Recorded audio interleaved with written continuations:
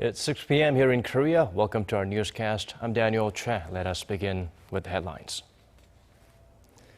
President Park Geunhye emphasizes at another National Security Council meeting that national unity is crucial when it comes to being prepared against North Korea's threats, adding that if there's a better means of defense than THAAD, she's open to suggestions. South Korea's finance minister explains the purpose of the government's new tax code and budget supplement are one and the same, reviving the economy and adding new jobs.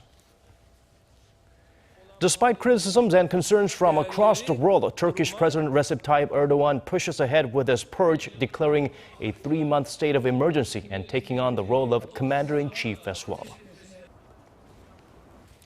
Amid rising tensions between the two Koreas, President Park Geunhye convened another National Security Council meeting today. She called for national unity on countering North Korea's nuclear threats and once again urged cooperation on deploying the U.S. missile defense system known as THAAD. Our Song Ji-sun has our top story. Chairing the National Security Council meeting for the second consecutive week, President Park Geunhye called for national unity on countering North Korea's nuclear threats. 나라와 국민을 지키는 것은 대통령과 정부만이 하는 것이 아닙니다. 모든 정치권과 국민들께서 나라를 지키고 우리 가정과 아이들을 지켜내기 위해서 힘을 모아 주셔야 합니다. 최근 북한의 핵실험과 관련한 심상치 않은 움직임도 관찰이 되고 있습니다.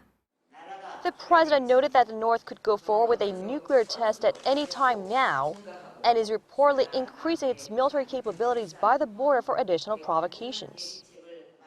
Pyongyang launched 3 ballistic missiles on Tuesday in an apparent protest against Seoul and Washington's decision to deploy the U.S. missile defense system THAAD to the peninsula. Opposition is strong within the South as well, with some calling for a reversal of the decision. Urging the opposing side not to politicize the issue, President Park asked whether they could propose an alternative. 사드 배치 외에 북한의 미사일 공격으로부터 우리 국민을 보호할 수 있는 방법이 있다면 부디 제시해 주셨으면 합니다. President Park called for cooperation from the residents in the area where the THAAD battery will be deployed and said division in the South is exactly what the North wants. She vowed to protect the nation and stand strong under any circumstances in order to maintain stability in the country. Song Ji-sun, Arirang News. South Korea's ruling party says that the alliance between Seoul and Washington is crucial to thwarting North Korea's provocations. It called on the opposition blocs to stop objecting to THAAD and consider why it's a necessity for national defense. Kim Young-gil has more on Saenuri's push for the missile defense upgrade. The ruling Saenuri party reiterated the need for THAAD and called on the opposition parties to stop resisting the deployment. North Korea's Kim Jong-un regime vehemently objects to the THAAD deployment. That proves why THAAD is indispensable for South Korea. The floor leader said no one knows when the North missiles might land on South Korea, and the only way to avoid that is through a strong U.S.-South Korean military alliance. The ruling party also urged the opposition to stop politicizing the deployment decision for their own gain and think about the country's national security interests. The main opposition Minju Party of Korea called for the formation of a special committee on the matter. We should launch a special parliamentary committee on THAAD to discuss matter further and in depth. The Prime Minister should consider the THAAD issue more seriously. The deputy floor leader also said the 2-day parliamentary Q&A over THAAD showed the government's incompetence in dealing with the deployment plan. Meanwhile, 22 lawmakers from the minor opposition People's Party held a marathon round of speeches outside their party's headquarters to express their opposition to the deployment plan.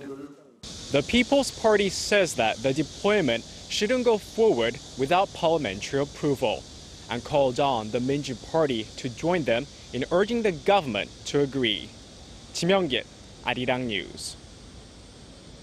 There are continued protests over THAAD, some driven by concerns over health risks. To quell that fear, the South Korean military and the U.S. are going the extra mile to reassure it will effectively counter North Korean missile threats and that it won't harm humans or the environment. And according to our Kim Hyun-bin, one American congressman said he wouldn't mind stationing it in his own backyard. South Korea's defense ministry says that it will conduct a complete environmental analysis of Seongju County before THAAD is deployed, in a bid to reassure the public that the missile defense system will do no harm to humans or the environment. A blueprint to deploy THAAD will come first, and then we will conduct a complete environmental analysis. The spokesperson added that conducting the environmental analysis and making a blueprint of the THAAD base will take a couple of months, but emphasized that it will all be complete before THAAD is deployed, which is scheduled for before the end of 2017.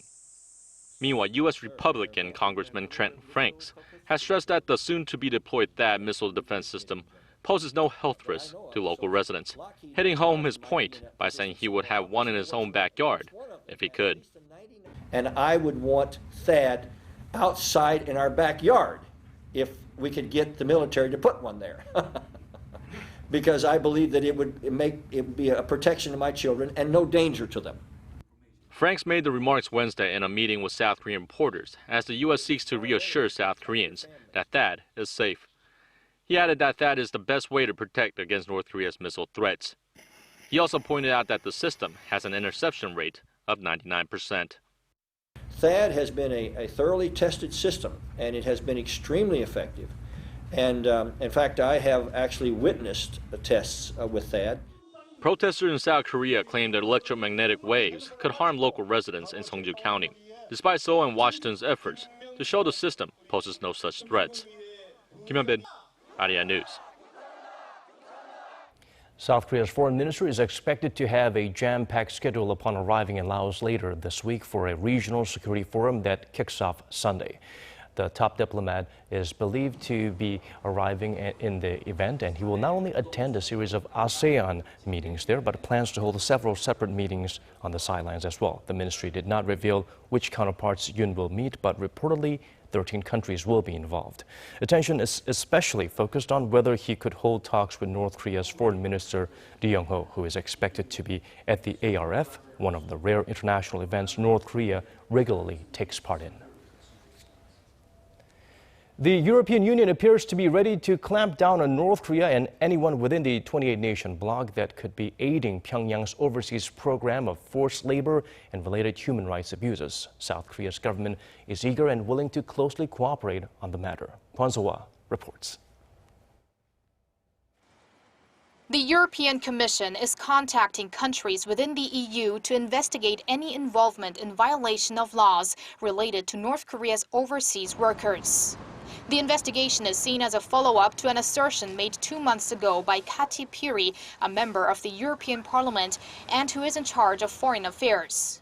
Piri said North Koreans are being forced into labor abroad and are living as modern-day slaves in certain European countries, including Poland, which allegedly let around $70 million of its job creation budget flow into companies that hire North Korean workers.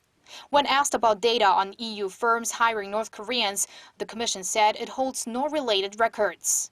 A diplomatic source in Brussels says the EU usually does not interfere in issues related to North Korean forced labor and human rights abuses, leaving it up to each individual member state.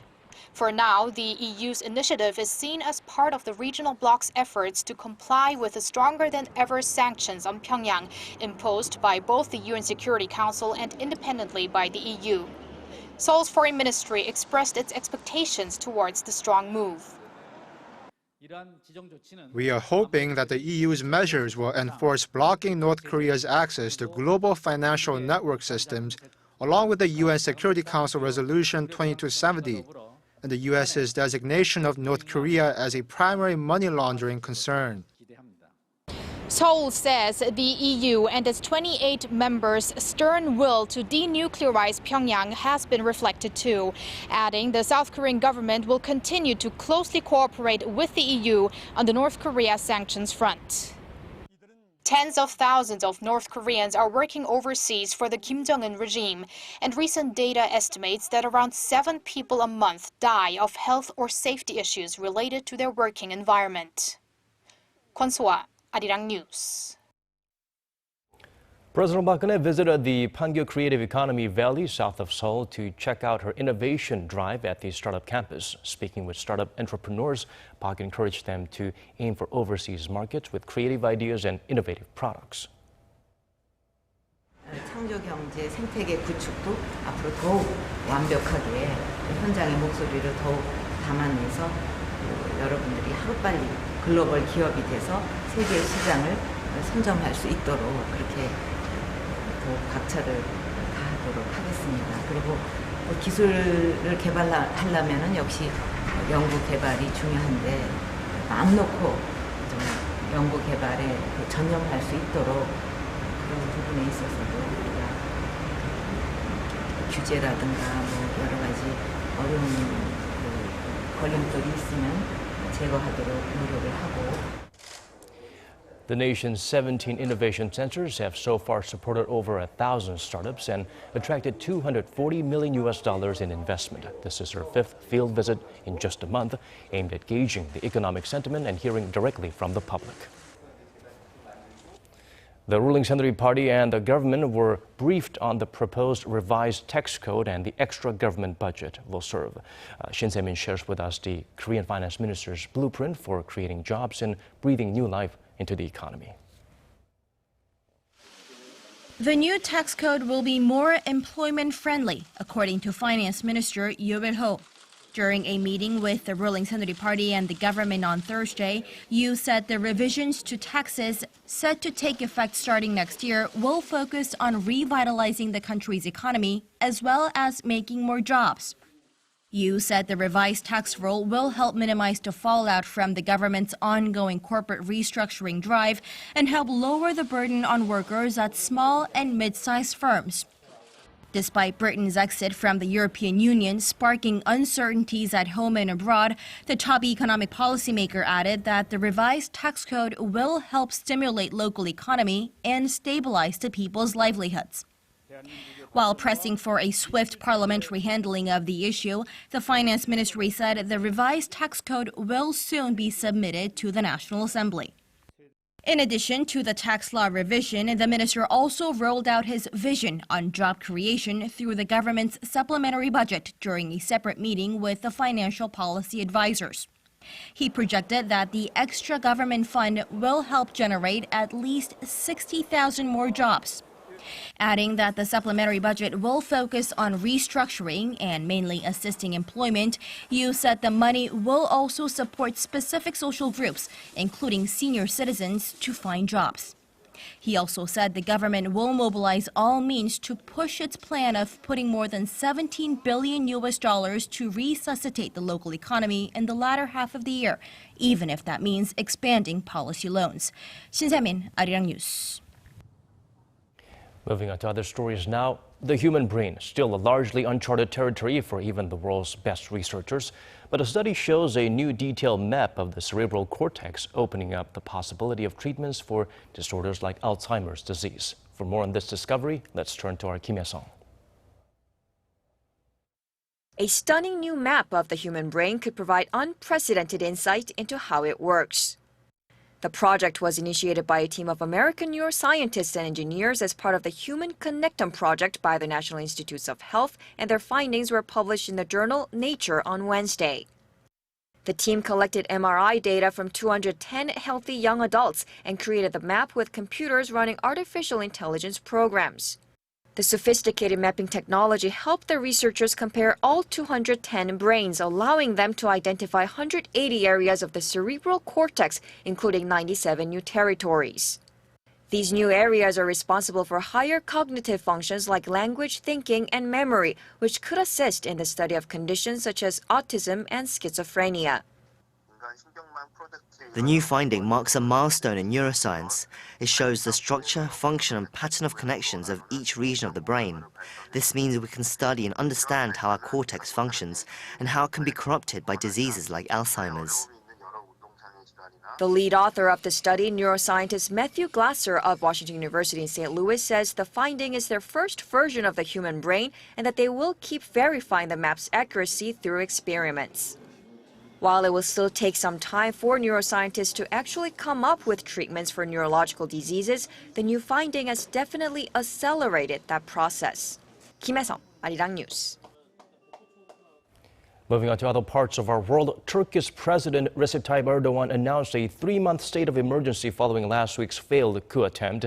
He vows to take on the role of president and commander-in-chief as well, with armed forces to cleanse what he calls a virus from military in an attempt to maintain control. Our Park Geunhye has the latest. In a televised address to the nation, President Erdogan said the state of emergency was essential in order to swiftly restore stability to the country. He added that it was needed to remove all elements of the terrorist organization that were involved in the coup attempt. The purpose of the declaration of the state of emergency is in fact to be able to take the most efficient steps in order to remove this threat as soon as possible, which is a threat to democracy, to the rule of law, and to the rights and freedoms of the citizens of our country. He reassured citizens that the measure is aimed at protecting those values from attacks. The president lauded citizens who took to the streets last Friday to fight against the coup, calling them heroes, and those who were killed martyrs. He said the nation would never forget the bravery and sacrifice of those who lost their lives. According to the Turkish constitution, a state of emergency is allowed to last up to 6 months. An extensive purge has been in full swing in Turkey over the past several days. About 60,000 soldiers, police, judges, civil servants, and teachers have been rounded up, sacked, or placed under investigation since last week's failed coup. Park Geunhye, Arirang News.